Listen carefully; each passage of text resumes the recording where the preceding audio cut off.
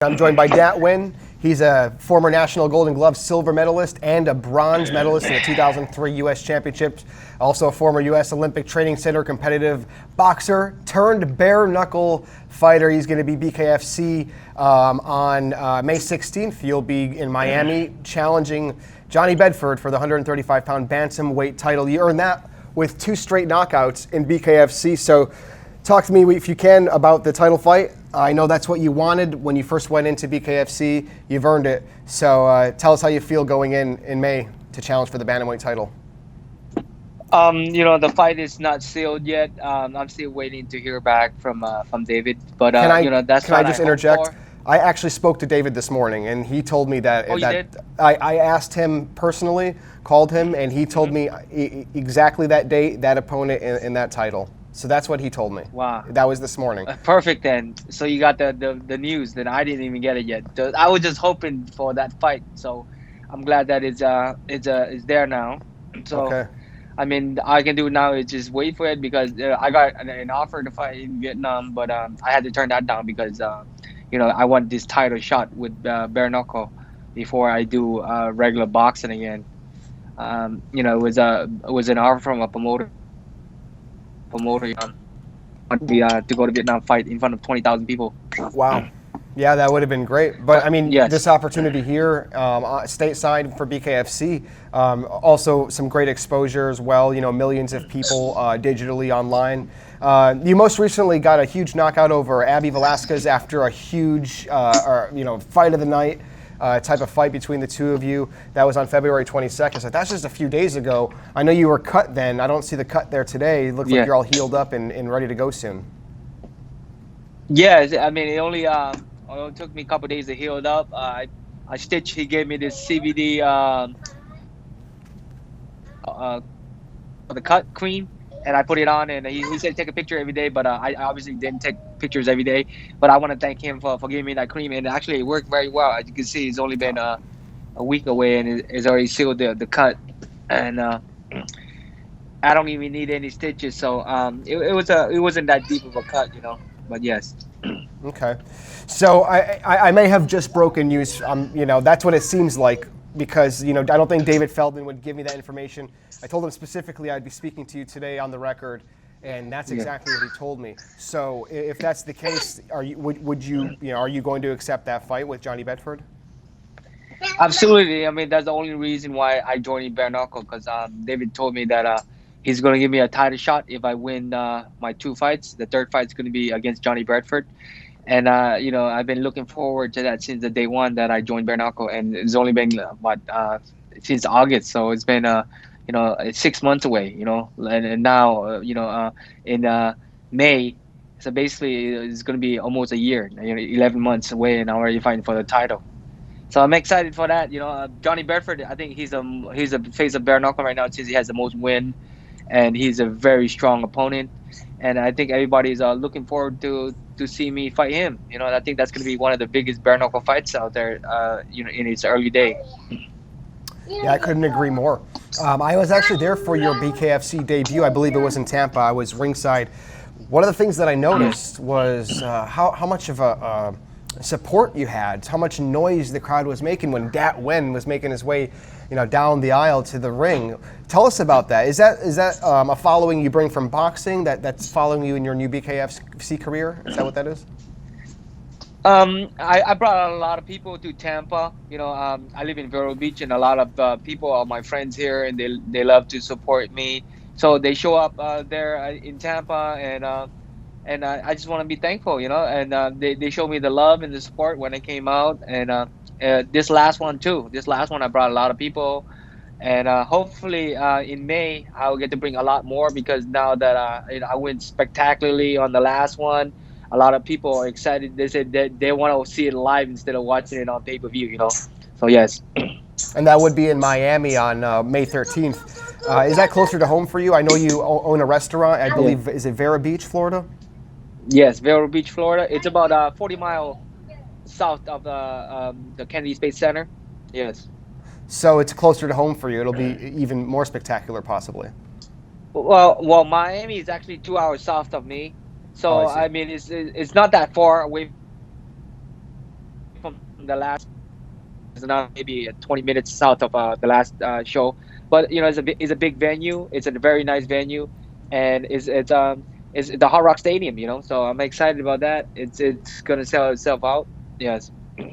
You have a really cool story. Before you made it here to the U.S., your mom had the intuitive and the bravery to bring you and I think 5 of your siblings here to America to live a better life. And of course, you are taking well advantage of that, doing an amazing job for yourself. Tell us, what that was like for you, not coming to America, but just actually Right. finding success and making a name for yourself when just a few years ago, you were in Vietnam, and I don't know what you were doing there, but Right. you weren't, a very, popular boxer at the time, and you are now. So what was that like for you when that all started to happen for you? Um, when I came here in the United States, I knew that, as an Asian person, Vietnamese culture, my mom, she always wanted me to be well educated and, go to college and be a doctor or a lawyer, things in mind, something out of the ordinary, and, instead of just being, a doctor or a computer science major. I wanted to pick this boxing road, and I wanted to be the first one in the Vietnamese history. Vietnamese people. There's none. There's never been a world champion in any combat sports. That's like the UFC, boxing world champion, or like bare knuckle. Bare knuckle is totally new. So I hope to be one of the first one, and make history. And coming to America with five, three brothers and 2 sisters.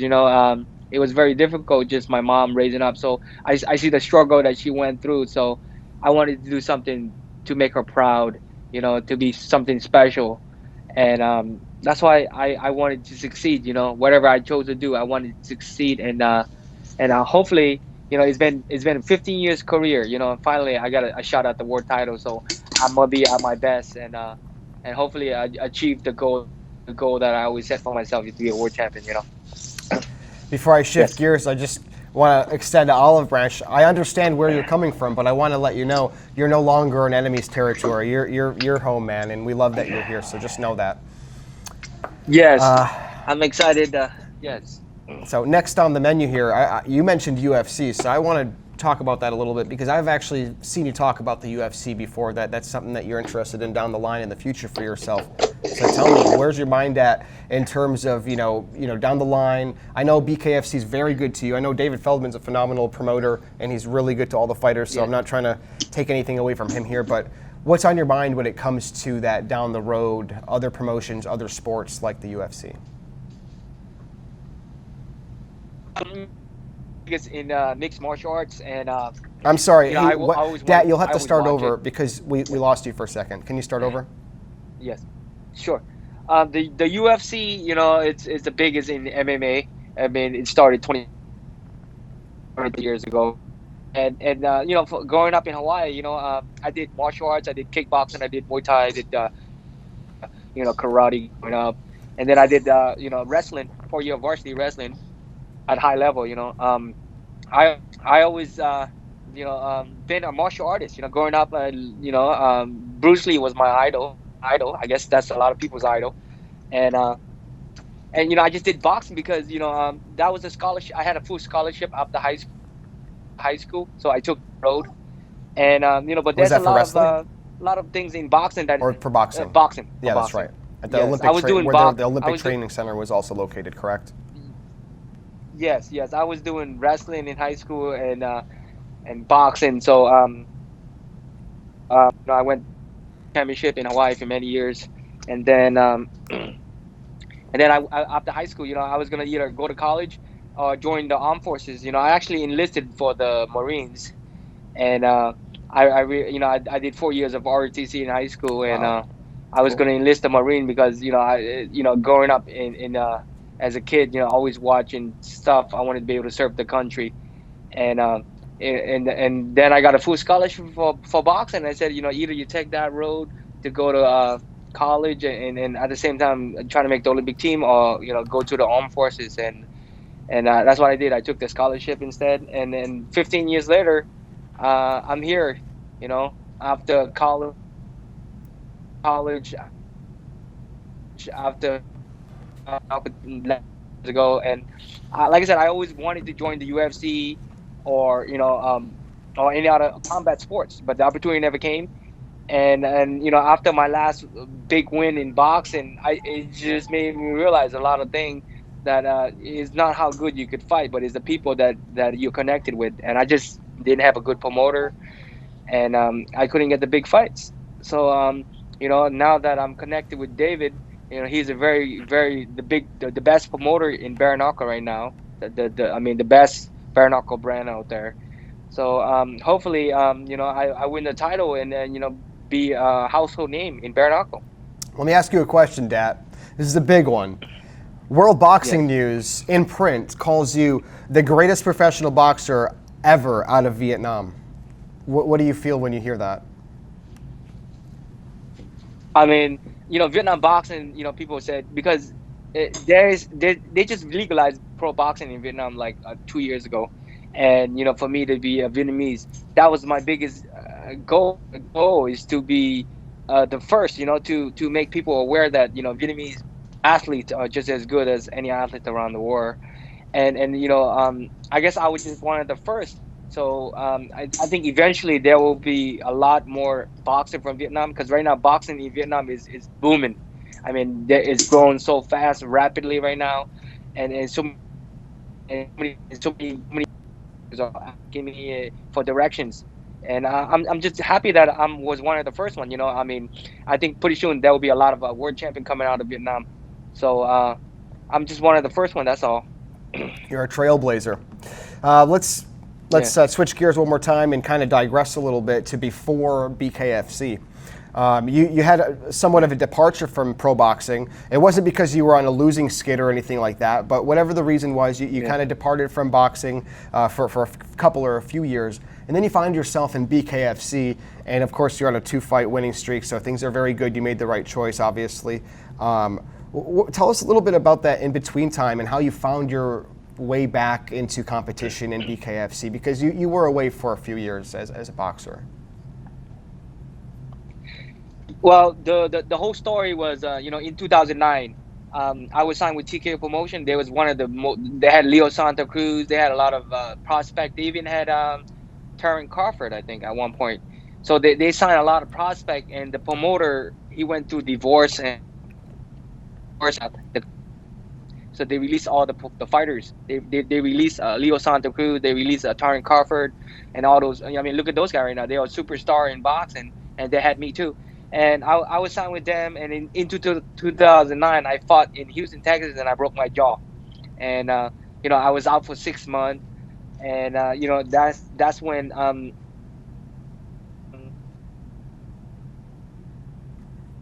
Dad, I'll have to stop you for 1 second. I had basically two Just a second, managers. Dad. I lost you about Yes. 10 seconds ago when you said that's when, so maybe back up about 10 seconds. Yes. After 2009, I didn't have a promoter anymore. So, my manager was having an issue because I have two managers at that time. And they're the one that signed me and brought me to Vero Beach, Florida. And I'm still here today. And, things wasn't going well, and I was just having an issue with my managerial, and I didn't have a promoter. And so basically, I didn't fight since 2009. And then I basically didn't have a manager, didn't have a trainer, didn't have basically a promoter. And so that's when I started my boxing gym. I opened my own boxing gym in 2010. It's called Miracle Boxing Academy. Basically I opened a gym because I wanted to have some source of income if I'm not fighting. Secondly, I wanted to have my own gym to train at and to continue boxing. So when I started my gym in 2010, it was very difficult. I went through a lot of tough time. I mean, running the gym, training people, and at the same time trying to get a fight. Not having a promoter or a manager. I So was you'd get a lot of last basically minute calls from like your Bob Arams and people like that, probably, right? right. So in 2011, I got a call from Lou DiBella to fight on Showtime as the co-main event, and somehow the co-main event got bumped up to main event. So that's when I fought Luis Valdez, and I was in the best shape of my life, But I think I just did some stuff wrong during training camp. I was in great shape, but buddy came back into town. He trained me for like 3 good weeks, and then we flew to New York, and we were the main event on Showtime on Showbox. And in my mind, I was like, I'm gonna destroy this kid, but obviously that wasn't the case. I lost a 10 round unanimous decision there, and I had to rethink again, and I went to a lot of tough times. I had Bell's palsy during that year, and half waking up, half of my face was paralyzed because I guess I was going through so much stress with the boxing gym that I opened, and not having a man. My hope was, to be a champion in world boxing in boxing, but obviously, that's not always what you imagine is gonna be what it is. And so after that loss, Top Rank started calling me again. Golden Boy called me, and in 2013, I took another fight with Top Rank against Lou. I think is can't name him, and he just fought recently too.